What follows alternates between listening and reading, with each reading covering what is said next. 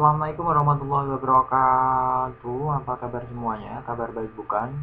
Baik, pada kesempatan kali ini merupakan tutorial kita yang ke-29. Nanti kita akan membahas bersama mengenai modal. Tentunya masih bersama dengan kami Coklat 82 seperti itu ya. Oke. Yang pertama di sini materi utama kita adalah modal. Modal di sini adalah kata kerja bantu yang memberikan makna tambahan pada kata kerja utamanya atau ordinary-nya. Oke, jadi ini auxiliary-nya. Contohnya di sini adalah Ulil can understand Afifa. Ulil ini sebagai subjeknya, dan sedangkan di sini can ini adalah modal atau verb auxiliary-nya. Sedangkan understand adalah verb ordinary atau yang utama, sedangkan Afifa adalah objeknya. Sehingga sesuai dengan definisinya, makna ini memberi makna tambahan atau kata kerja bantu yang memberi makna tambahan pada kata kerja utamanya. Sehingga ini adalah modalnya memberi makna tambahan pada ordinary. Jadi dapat di sini memberi makna tambahan, dapat memahami di sini. Oke, untuk kinds-nya sendiri, macam-macam modal sendiri ada dua, yaitu modal murni dan modal similar expression of modal atau nanti yang disingkat dengan SEOM seperti itu. Adapun contohnya atau macam dari modal murni nanti will, would, kemudian shall, should, might, can, would, can, could, kemudian must, ought to, have better, would rather, dan di sini need dan dare. Ini yang disebut dengan semi modal. Adapun similar expression of modal nantinya would itu similar expressionnya menjadi used to yang berarti dulu terbiasa. Kemudian will atau shall nanti similar expression of modalnya be going to yang bermakna akan. Kemudian yang should be supposed to yang bermakna seharusnya. Kemudian yang may adalah be allowed to yang bermakna boleh. Sedangkan can seomnya nanti adalah be able to yang bermakna bisa, dan must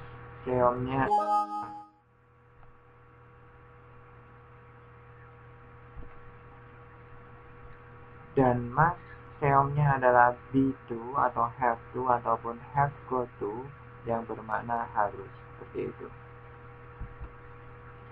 Di sini kita lanjutkan dengan peraturan penggunaan modal. Oke. Peraturan penggunaan modal yang pertama adalah modal selalu tetap, dia tidak bisa berubah-ubah seperti itu. Jadi misalkan di sini ada contohnya, Umar masing dangdut song seperti itu. Nanti kalau subjeknya si ataupun he ataupun you, di sini tetap dia must seperti itu. Mas, kemudian sama sing dangdut song seperti itu. Jadi dia walaupun subjeknya apapun, nanti modalnya tetap yang di sini, tidak bisa berubah-ubah gitu. Jadi tidak berubah-ubah. Oke. Untuk yang selanjutnya, karena di sini adalah auxiliary, walaupun auxiliary nanti tidak berubah-ubah, tetap mas seperti itu ya. Untuk yang selanjutnya adalah modal, itu selalu bertemu dengan verb 1 di sini. Jadi modal ketentuannya adalah bertemu dengan verb 1. Sehingga modal tidak bisa ketemu dengan verb es ataupun es ataupun verb ing ataupun verb ed seperti itu. Oke, contohnya adalah Dayat will fix Makmur up seperti itu. Oke, dari sini Dayat ini subjeknya, kemudian modal ini harus verb 1, maka yang F di sini nggak boleh. Baik, sudah paham? Kalau sudah paham kita lanjutkan. Yang aturan nomor 3, modal tidak boleh bertemu dengan modal lain. Oke. Modal tidak boleh bertemu dengan modal lain. Nah, solusinya nanti diganti dengan SEOM ataupun similar expression of modal seperti itu. Jadi modal yang kedua nantinya diganti dengan SEOM. Jadi kalau ada modal ketemu dengan modal, itu nanti modal yang kedua harus diganti dengan seom. Ya. Ataupun nanti misalkan seom ketemu modal, nah ini juga bisa juga diganti dengan seom seperti itu. Jadi seom ketemu seom bisa saja, sedangkan modal ketemu modal itu tidak boleh seperti itu ya. Contohnya di sini adalah Dima harus dapat berbicara bahasa Arab. Di sini menjadi Dima must can speak English, speak Arabic di sini. Nah, must ini adalah modal, sedangkan can juga modal. Maka ini tidak bisa bertemu. Solusinya harus dicari seomnya. Seomnya adalah be able to, seperti itu. Oke. Karena seomnya can adalah be able to, maka hasilnya nanti adalah Dima must be able to speak Arabic, seperti itu. Contoh yang kedua adalah Fahri akan dapat makan 2 piring. Di sini Fahri is going to can eat 2 plates, seperti itu. Ini adalah seom. Nah, ini bisa diganti dengan be able to. Nah, ini juga seomnya, seperti itu. Itu aturan yang ketiga. Oke. Nah, aturan kita yang keempat adalah modal tidak boleh didahului atau diikuti dengan to infinitive. Jadi seperti ini, tidak boleh. Tentunya modal nanti ikutnya adalah verb 1. Jadi tidak boleh ya di sini. Contohnya di sini adalah Faisal wants to can sit beside Afifah, seperti itu. To kemudian can, ini nggak bisa, maka dirubah, dicari seomnya be able to. Jadi intinya adalah to infinitive, nanti tidak boleh ketemu dengan modal, seperti itu. Maka solusinya nanti modalnya ini diganti dengan seomnya. Baik. Untuk aturan kita yang kelima, aturan penggunaan modal yang kelima adalah modal tidak boleh bertemu dengan verb auxiliary lain kecuali be dan have. Seperti contohnya di sini adalah apakah Awan dapat mencintai Cornell, seperti itu. Terus di sini maka menjadi that Awan can love a Cornell, seperti itu. Oke, untuk tadi aturannya adalah modal tidak boleh bertemu dengan auxiliary lain kecuali dengan be ataupun have. Sedangkan di sini can ini bertemu dengan does-nya ini. Oke. Karena nanti kalau misalkan dalam kalimat yang statementnya kan Awan does can love Cornell, sehingga kalau misalkan pertanyaan kan auxiliary-nya pindah ke depan menjadi does, seperti ini. Nah, yang seperti ini itu tidak bisa seperti itu. Oke. Nah, hasilnya nanti ini yang maju ke depan menjadi can Awan nama orang, love Cornell, seperti itu. Bisa. Jadi enggak does Awan can love Cornell, sehingga nanti hasilnya menjadi can Awan love Cornell, seperti itu. Dapatkah Awan mencintai Cornell, seperti itu. Karena aturan auxiliary itu tidak boleh ketemu lagi dengan modal kecuali auxiliary-nya adalah be dan have, seperti itu ya. Oke, untuk yang selanjutnya modal tidak bisa masuk ke dalam perfect tense.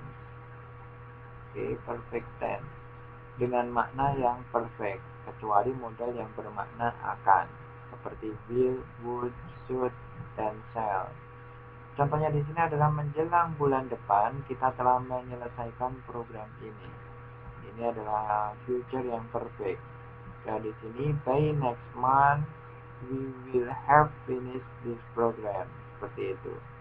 will ini menyatakan yang future, kemudian will ini termasuk future dan dia adalah modalnya. Oke. Dan have finished, have verb 3 merupakan perfect seperti itu, sehingga ini adalah yang modal yang perfect seperti itu. Adapun contoh yang ketujuh atau penggunaan model yang ketujuh adalah jika modal sendirian, maka boleh saja dia diganti dengan seom. Contohnya di sini, saya harus pulang. Saya harus pulang bisa saja ditulis I am go home seperti itu, atau I'm to go home seperti itu, karena itu adalah harus ya. Kemudian bisa juga have to, bisa juga diganti have got to seperti itu. Jadi untuk menyatakan saya harus pulang itu bisa I must go home, atau am to go home, atau I have to go home, ataupun I have got to home seperti itu. Oke, jadi ini adalah seomnya. Karena ini sendiri boleh saja ditulis seperti ini, nggak harus I must go home seperti itu ya.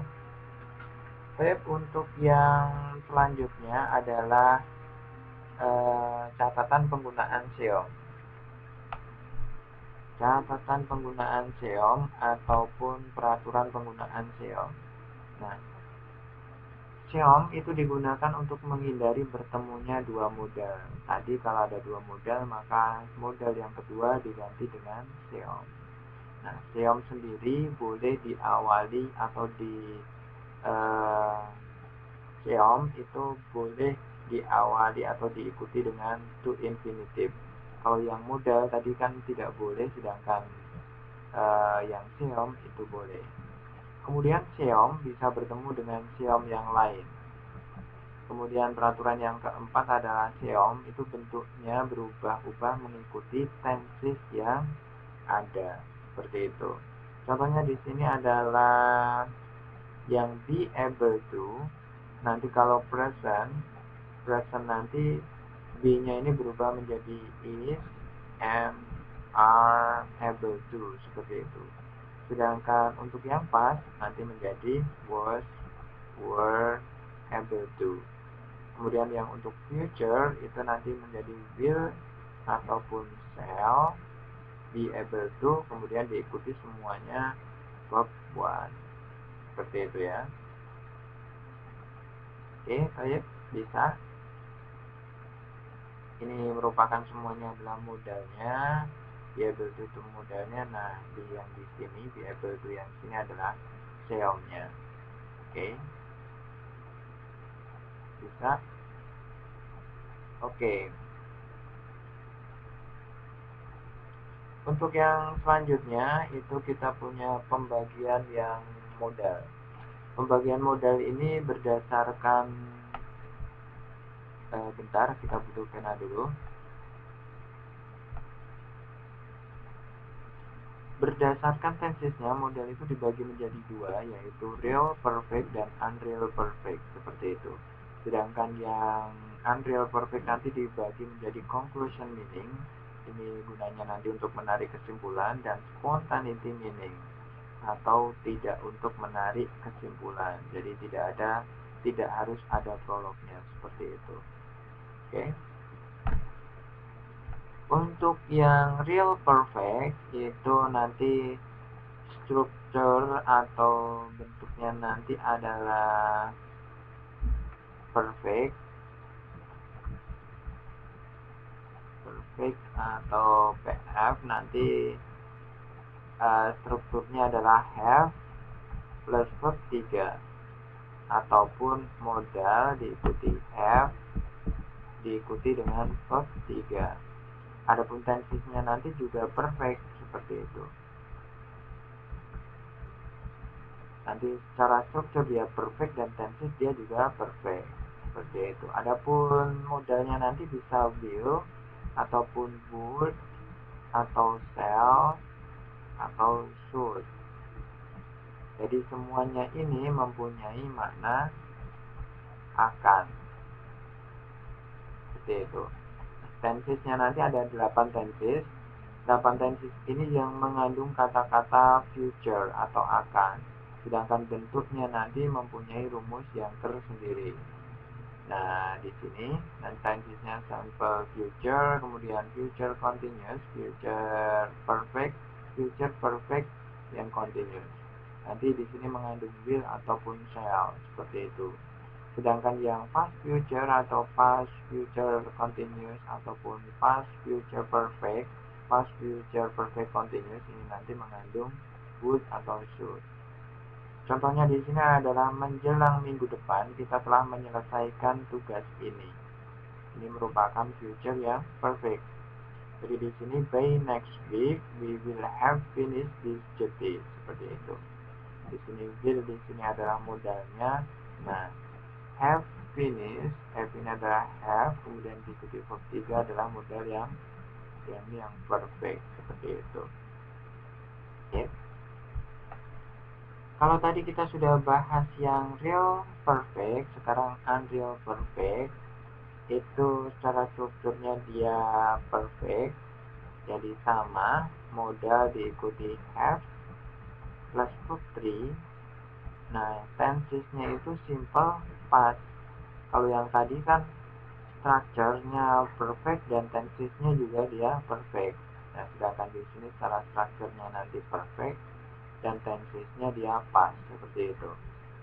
Sedangkan modalnya nanti adalah selain yang bermakna akan, seperti itu. Untuk tenses-tensesnya atau polanya bisa teman-teman lihat seperti ini. Untuk contohnya, kita mempunyai kemarin Moncos kelihatan bingung. Dia mungkin kehilangan HP-nya. Jadi menjadi yesterday Moncos look confused. He might have lost kehilangan HP-nya, berarti his phone atau HP, seperti itu ya.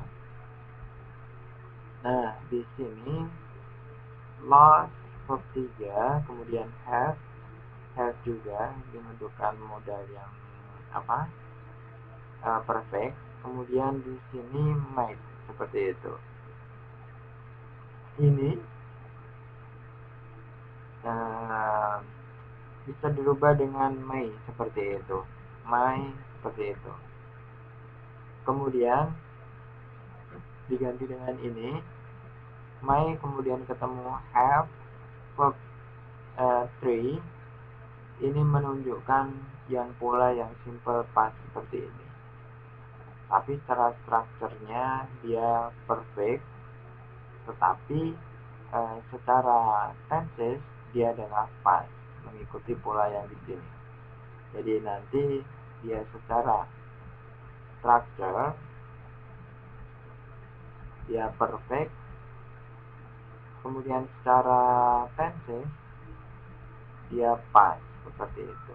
Makanya ini disebut unreal. Itu ya. Kemudian untuk kinds-nya, macamnya dari unreal perfect itu nanti bisa conclusion meaning, ada juga nanti spontaneity meaning. Yang untuk conclusion meaning itu untuk menarik kesimpulan, nanti berpola be verb ing ketika dia masuk dalam tenses yang continuous. Adapun tensesnya seperti teman-teman bisa lihat, jadi simple present ataupun simple future nanti akan subject diikuti modal verb 1.